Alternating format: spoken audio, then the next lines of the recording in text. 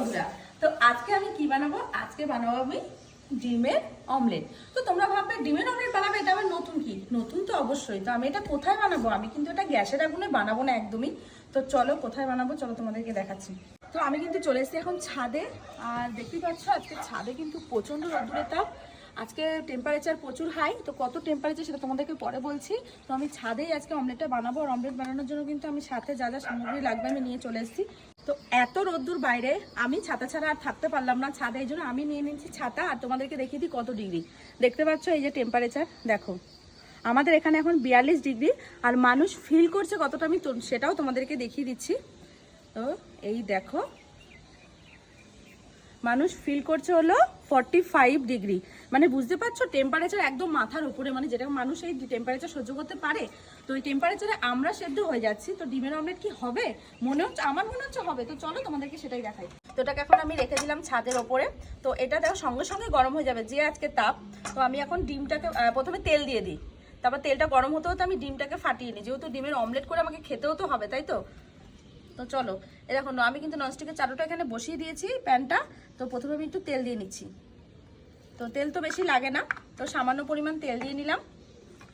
একটু নাড়িয়ে চাড়িয়ে দিই তেলটা, থাক একটু গরম হতে থাকুক। আমি এখন ডিমটাকে, এই যে ডিমটা ফাটিয়ে নিই।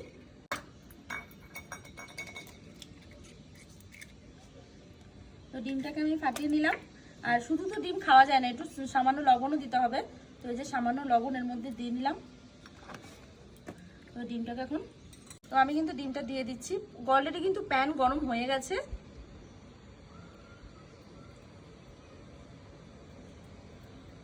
তো ডিম আমি এখানে দিয়ে দিলাম। দেখো ডিম দিয়ে দিয়েছি। তো দেখা যাক কতক্ষণে ডিমটা হয়।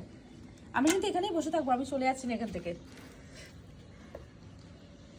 তো বন্ধুরা দেখো, কিছুক্ষণ পর অমলেট কিন্তু আমার প্রায় হয়ে এসেছে রোদ্দুরের তাপে। তো আমি আর কিছুক্ষণ থাকবো, দেখি পুরো অমলেটটা কমপ্লিট হয় কিনা। না হলে আমি চলে যাব, মানে আর সম্ভব হচ্ছে না এত রোদ্দুরে বসে থাকা। দেখো অমলেট কিন্তু আমার প্রায় হয়ে গেছে।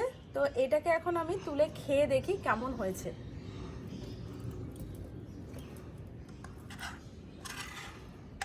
দেখো কি সুন্দর উঠে যাচ্ছে অমলেটটা।